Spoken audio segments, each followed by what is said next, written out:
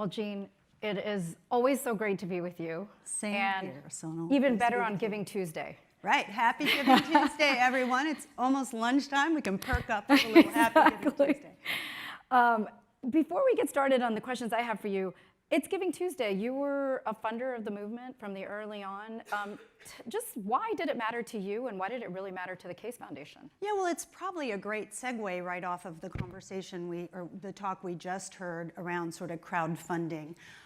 Actually, our involvement in Giving Tuesday predates Giving Tuesday, because at the Case Foundation, we had for a long time been investors in crowdfunding more broadly for philanthropy. You know, you heard David say this morning that the definition of philanthropy is really love of humanity. And we always said, why should philanthropy just be a bunch of rich people writing checks? They need to do that, definitely, but everyone should have the joy and the ability to feel like they're a philanthropist too. So I think the cool thing was we invested in a number of different platforms in the early days as technology was enabling that. And today those platforms represent a couple of $1 billion in micro donations that have gone forward. So that sort of had to happen and set the stage. And then Giving Tuesday was really out there to be intentional one day of year now, where we can actually go and execute off of all those great ways to give. Well, as we talk about Giving Tuesday, let's talk about your two roles that you play, president of the Case Foundation and the board chair of National Geographic. Right. And tell us a little bit about, one, why did you decide? And then what are you seeing is happening in science and the oceans and the environment that is just a really important opportunity right now? Sure. Well, let me tell you, it was not a hard decision at all. In fact, it was quite a thrill and a privilege to be able to step into the role of chairman of this 128-year-old organization that's really had a pivotal role in many of the issues that we've been talking about this morning, both collaboratively and through its own programming. But there are some key trends that I find really exciting, and I think it's kind of a fun time to come in and focus even more intensely on it. The first trend really is technology. I mean, technology, as we've talked about this morning on the stage, but more broadly is providing all kinds of opportunities to bring new solutions into the realm of science, exploration, and the environment more broadly, and conservation. There's a democratization of these things going on. In fact, the old ologies, if you will, think archaeology and paleontology, et cetera, are able to tap some of these technologies now to enable broad involvement by the masses in some of the things we care most about. So, you know, if you're not of those fields, but you have a passion, there hasn't necessarily been a clear path or on-ramp for what role can you play. Today there really is. And probably the third thing that excites me as much or even more than the first two that I just talked about is a pivot on the part of business. I mean, I think when we think about science and exploration and conservation, we have tended to think of it as the role of governments or NGOs.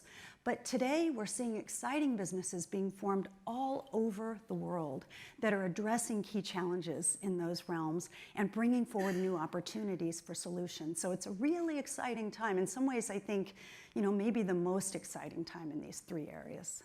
Well, let's start with the business piece, actually. I'm just going to work backwards through some of those questions. Impact investing has also been something that you have taken a lot of leadership on. And we've worked together on. We've worked together on, and we believe in. And where do you see, and where have you seen specifically where business and the role of capital markets can really work in science, exploration, Sure. Conservation? Like, where's that opportunity? There's some really exciting stuff going on. And for those of you less familiar with the term impact investing, typically we're talking about trying to focus on both a financial and a social return, whether that be a business or a fund.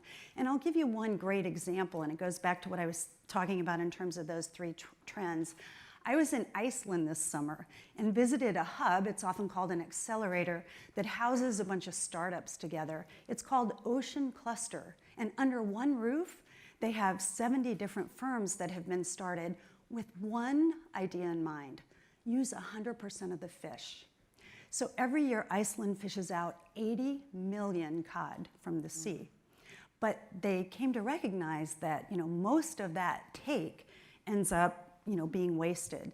And so the mission of it is there a way that we can build new businesses and new innovations that can take advantage of 100% of the fish? Now, why would you want to do that? Well, obviously, one of the reasons is if a fisherman can move from $8 or $10 a fish to the potential for $80 a fish, because the more valuable things that will be created are not going to be from the fillet of the fish, okay? Right. Then there'll be less take, and there'll be a better sort of community and economic situation around the taking of any fish. It was exciting. I saw, salmon leather coats. There were cosmetic products that were being used from the fish bones. Of course, we've known about cod liver forever, but it was so all together concentrated, one mission, we are going to get to 100% of the fish. And where they think they are today is with products and services, well, not services, products that take about 80%. So they still have some work to do, but they're really making good progress. And the other exciting thing is now they're taking that model and they're bringing it to cities around the world. So here in the United States, they're working with some accelerators, say in New England, for instance. So this is the entrepreneurial spirit brought to dogging old challenges, right? And we're just super jazzed to see the potential in that.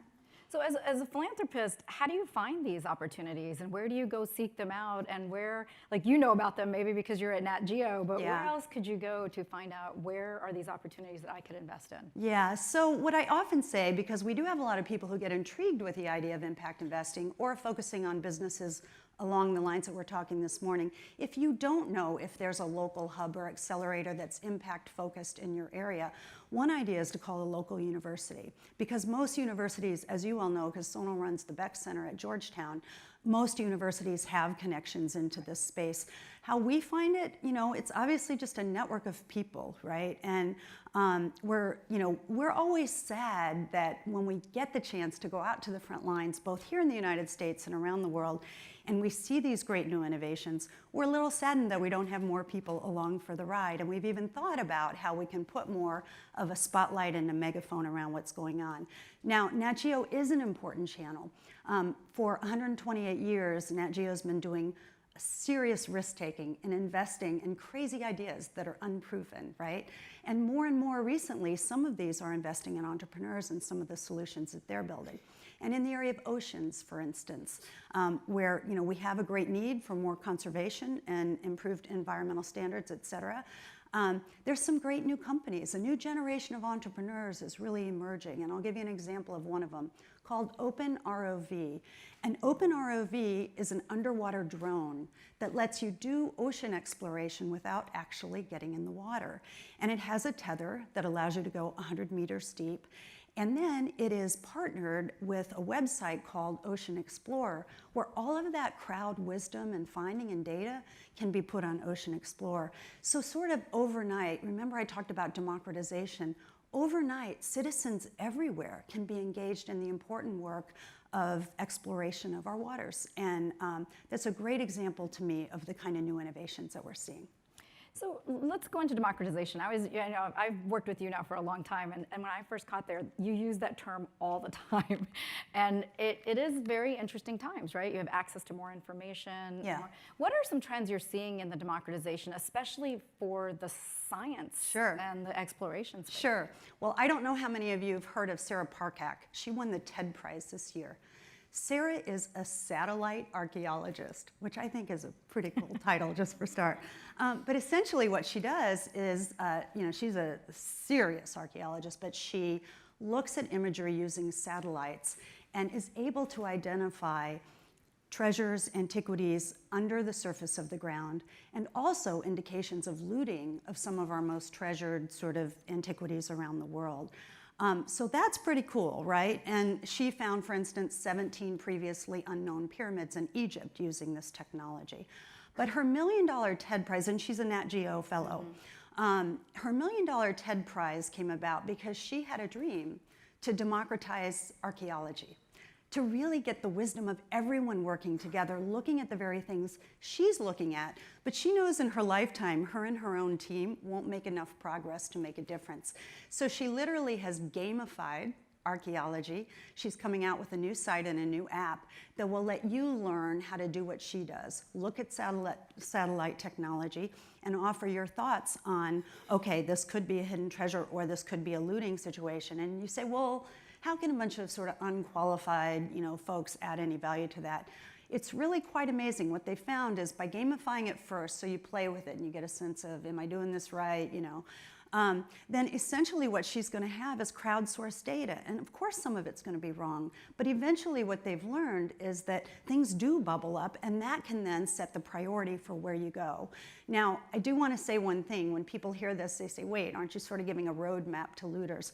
She's going to strip out all the GPS data when she does this, and she's picked Peru as her first area of focus, and she has them down to small tiles of land that you can go and take a look at. And we really expect that it will bring really big new data to the role of archaeology and really help us identify early the places we should be focused. So we're out of time, so I'm going to ask one really fast question. There's a lot of people worried that environment, conservation opportunities, because the federal government might go in a different direction. Optimistic, pessimistic, where are you? I'm super optimistic. I am. As I said, I think there's never been a more exciting time to actually make an impact in these fields. And I think many of these issues are not Democrat or Republican. We heard earlier from the stage, many of these issues are hyper-local too. But part of the reason I'm so proud of the teams at National Geographic is they're the #1 social media brand on the planet. They have 64 million Instagram followers, for instance. And what's that about? That's not about technology. That's about people who care passionately about this world. And so I really am seeing tremendous momentum on the ground, and I think that will carry us independent of the political winds that blow. It's always awesome talking to you. You too, Sonal. Just a reminder to everybody, Giving Tuesday, give to science, conservation, exploration. It's a real opportunity. Yeah, great. So thank you. Thank you.